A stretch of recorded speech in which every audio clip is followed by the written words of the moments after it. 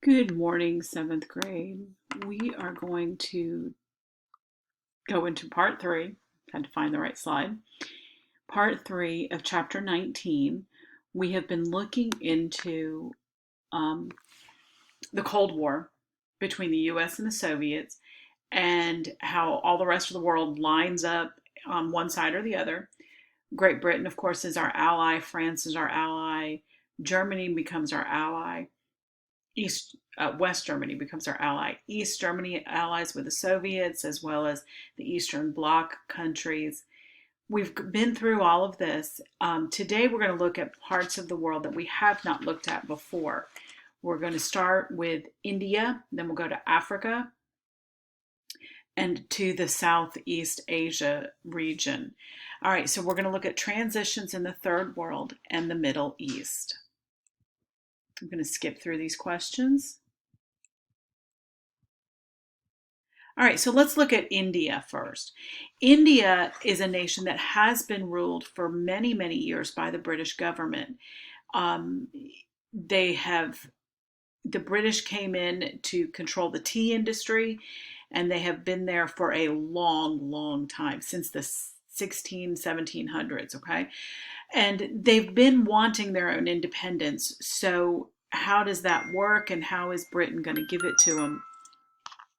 Well, the British decided to do it a little at a time, and that was not good enough for the Indian population. They got a little frustrated waiting on the British to step out of the way. And in particular, a man named Mohandas Gandhi, who we've all probably heard of, stood up and told the Indian people, no, we're not going to do this with violence. We're going to do this peacefully. He suggested things like strikes, refusing to pay your taxes, non-violent measures. And of course, we know today that people like Martin Luther King Jr. got a lot of their ideas from Mohandas Gandhi. Unfortunately, Gandhi will live to see Indian independence happen in 1947, but he is assassinated the following year. What they did is, when they finally granted that independence in 1947, they formed two separate countries, India for the Hindu population and Pakistan for the Muslim population, just dividing it into two countries to hopefully keep things peaceable. But it didn't work. There was still a lot of rioting and violence that occurred between these different religious groups, people having to move from one part of where they used to live because now they're the wrong religious group in that section, moving to another group. And Muslim and Hindu were not the only two populations. There were also Sikhs, there were Christians. So this caused a lot of problems, and about 500,000 people died as a result of the violence in India that came from their independence. Okay, let's move on to another country, another continent, Africa. In Africa, we're going to see the same kind of thing, where people calling for their own independence, and they deserved it. So how do we go about doing that? These are oftentimes civilizations that have not had any experience with self-government before. So how do we make that type of thing a reality? Well, most of Africa was controlled by various European powers, whether it be Germany, France, Italy, um, Great Britain, Portugal's involved. I think that's about it. Maybe Spain. So, and the Dutch too. Don't forget about the Dutch. Belgium. So there are several different groups there. So the question is, how do we go about this? And each government had to answer that question for themselves. So Ghana is the first one that's going to become a free African nation that hasn't already been free. There were some that were already free that had never been controlled. But Ghana is the first one who's going to make that transition. And what the British did, this is a British colony, that the British set up a general election where the Africans that lived there could vote and run for office for a national assembly. And then from that national assembly, they began creating a government. In Ghana, it happened greatly. It was peaceable and it was a wonderful transition. They made it easily. Other countries are not going to be so fortunate. Not Some of them are going to actually involve armed conflict because some of these countries have enough Europeans in them, and the Europeans don't want to be ruled by the native African people, and the native African people don't want to be ruled by the Europeans. And so it's going to create a lot of heartache and a lot of death and violence, frankly. A lot of it is going to boil down to these 2 points here: socialism versus free market. When we look at starting a country, socialism looks great. It means that there's not going to be any poor people, right? Isn't that what socialism is? That we're all going to be equal, and there's not going to be these really super rich people and then super poor people, but we're all going to be the same. That sounds wonderful. Unfortunately, it doesn't work because people are naturally greedy. And to tell me I have to be the same as all the people around me gives me no motivation to do better. And I'm going to fight and with everything I have to get a little bit more than my neighbor because that's just human nature. Socialism does not work. And a lot of these countries thought that socialism excuse me, socialism looked good on the outside, but when you really get down to it, it doesn't work. Some of them also got down to the point that they were choosing to either side with the United States or side with Soviets. There was no middle ground when it came to those types of things. These nations had been set up by the Europeans with a mercantilistic economy. And that's an odd word, but you might want to write it down. A mercantilistic economy is all about greed. And it's about what can I take out of this country that will help me back in Europe. I don't care about the people I've left behind in Africa because they're just my servants type thing. Okay, that's the way it looked. Now, when you take that type of economy out of the picture, then you can't just instantly go from that to a free market economy. It's a gradual process that has to be taught. It has to be worked into a system, and the African nations weren't ready for it, and a lot of them ended up under communist control temporarily. This map shows us how the nations got their independence.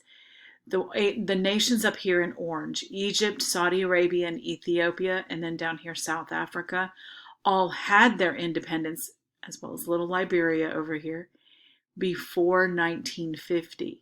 So either right as World War II ended or even before they had their independence. And then the green come next, and then this other lighter shade of orange. These brown or gray, whatever they are here, are the last ones. They earned their independence after 1950.